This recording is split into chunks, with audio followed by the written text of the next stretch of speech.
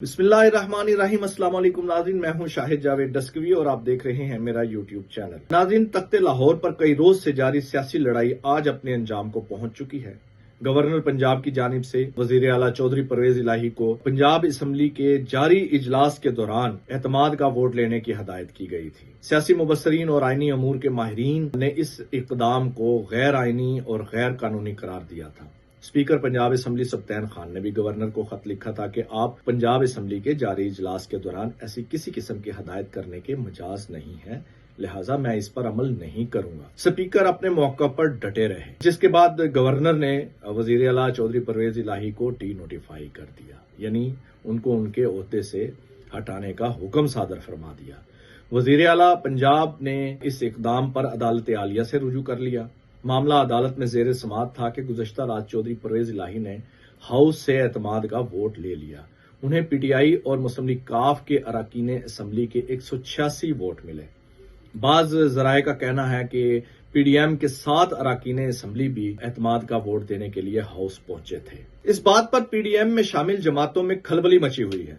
मियां नवाज शरीफ और मरियम नवाज आग बगोला हैं। उन्होंने इस इबरतनाक शिकस्त पर मुस्लिम लीग नून की सूबाई क़यादत को आड़े हाथों लिया, उन्हें खरी खरी सुनाई। इस ताजा तरीन ठुकाई कराने वालों में इस नाकाम मुहिम के सालार राणा सनाउल्ला और अता तारड़ भी शामिल हैं। पीडीएम में शामिल जमातों के लिए पंजाब असम्बली में ये इबरतनाक शिकस्त किसी गहरे सदमे से कम नहीं थी, लेकिन इसके बावजूद उनकी एक उम्मीद अदालत आलिया से लगी हुई थी कि शायद वहां से उन्हें कोई रिलीफ मिल जाए। लेकिन आज जब इस केस की समाअत हुई तो पीटीआई और चौधरी परवेज इलाही के वकला ने अदालत को एतमाद का वोट लेने से मुतल्लक आगाह किया और बताया कि गवर्नर ने वजीर आला को इस बिनाह पर एतमाद का वोट लेने की हदायत की थी कि उन्हें लगता था कि वजीर आला अददी बरतरी खो चुके हैं।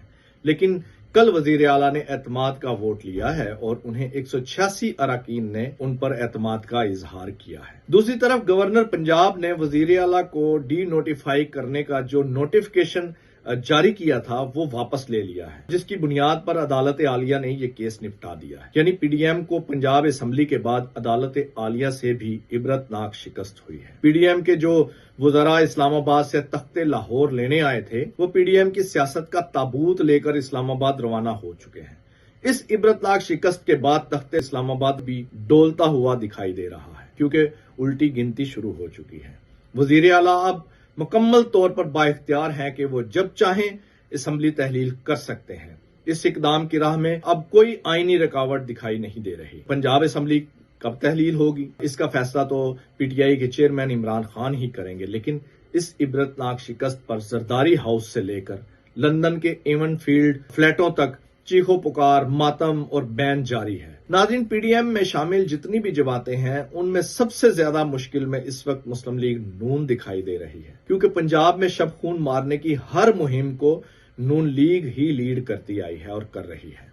उसके पीछे पीपल्स पार्टी है, यानी अगर कोई कामयाबी मिलती तो यकीनन क्रेडिट नून लीग को जाता, और जितनी भी अब तक नाकामियां हुई हैं, जितनी भी रसवाई हुई है, उसका भी क्रेडिट जो है वो नून लीग ही को जाएगा। इसलिए नून लीग इस वक्त मुश्किल में दिखाई दे रही है। पीडीएम में शामिल बाकी जमातों में कोई ऐसी जमात नहीं है जिसका पंजाब में कोई खास इंटरेस्ट हो। बस इतना ही है कि पंजाब असम्बली तहलील होती है तो तख्ते इस्लामाबाद का बचना भी मुश्किल हो जाएगा, यूं पीडीएम की हुकूमत जो है वो रुखसत हो जाएगी। नून लीग के लिए एक और बड़ी मुश्किल इस वक्त नजर आ रही है। उसके लिए इस वक्त अपना इंतखाबी निशान बचाने का बड़ा चैलेंज खड़ा हो चुका है, क्योंकि मुस्लिम लीग नून ने 22 मार्च 2022 यानी पिछले साल तक इंट्रा पार्टी इलेक्शन कराने थे, लेकिन अभी तक नहीं कराए।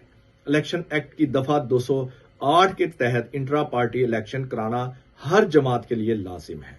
इस खिलाफ वर्जी पर इलेक्शन कमीशन ऑफ पाकिस्तान ने गुज़श्ता साल 21 मई तक की मोहलत दी थी। इस मोहलत के बावजूद नून लीग ने इंट्रा पार्टी इलेक्शन अभी तक नहीं कराए। आज इलेक्शन कमीशन ऑफ पाकिस्तान ने इस मामले की समाअत करते हुए वजीर आजम मियां शहबाज शरीफ, जो कि नून लीग के सदर भी हैं, उन्हें 2 माह की मोहलत दी है कि वो 14 मार्च 2023 तक इंट्रा पार्टी इलेक्शन कराएं और इलेक्शन कमीशन को मुतला करें। इलेक्शन कमीशन की जानिब से नून लीग के लिए ये दूसरी मोहलत है, और अगर इस दौरान भी इंट्रा पार्टी इलेक्शन ना कराए गए तो इस बात का कभी इम्कान है कि मुस्लिम लीग नून का शेर खतरे में पड़ जाएगा। इससे ये इंतखाबी निशान वापस ले लिया जाएगा। इस सूरत हाल पर भी पार्टी के अंदर काफी परेशानी पाई जा रही है। नाज़रीन, आखिर में एक बात जरूर शेयर करना चाहता हूं। आपको याद होगा कि जब गवर्नर पंजाब की जानिब से वजीर आला चौधरी परवेज इलाही को एतमाद का वोट लेने का कहा गया था, तो उस वक्त पीटीआई के बाज रहनुमाओं की जानिब से ये प्रोपेगेंडा किया जाता रहा कि एस्टेब्लिशमेंट जानबदारी का मुजाहरा कर रही है। पीटीआई के मीडिया सेल से जुड़े कुछ यूट्यूबर्स ने भी बाज आर्मी ऑफिसर्स के नाम ले लेकर कहा था कि वो पीटीआई अरकान को डरा धमका रहे हैं, उन्हें पीटीआई की मुखालफत में वोट डालने का कहा जा रहा है। हमने उस वक्त भी कहा था कि ये फर्जी और मन घड़त कहानियां हैं जिनका हकीकत से कोई ताल्लुक नहीं है। बाज अनासर अपनी ही फौज पर बेबुनियाद इल्जामात लगाकर उसे बदनाम करने की भूंडी कोशिश कर रहे हैं। आज जब परवेज इलाही को एतमाद का वोट मिल गया, पीडीएम को इबरतनाक शिकस्त हो चुकी है, ये इस बात की वाज़ेह दलील है कि एस्टेब्लिशमेंट सियासी मामलात से लाताल्लुक और मुकम्मल तौर पर गैर जानबदार है। अगर एस्टेब्लिशमेंट जानबदार होती तो यकीनी तौर पर आज रिजल्ट भी मुख्तलिफ होता।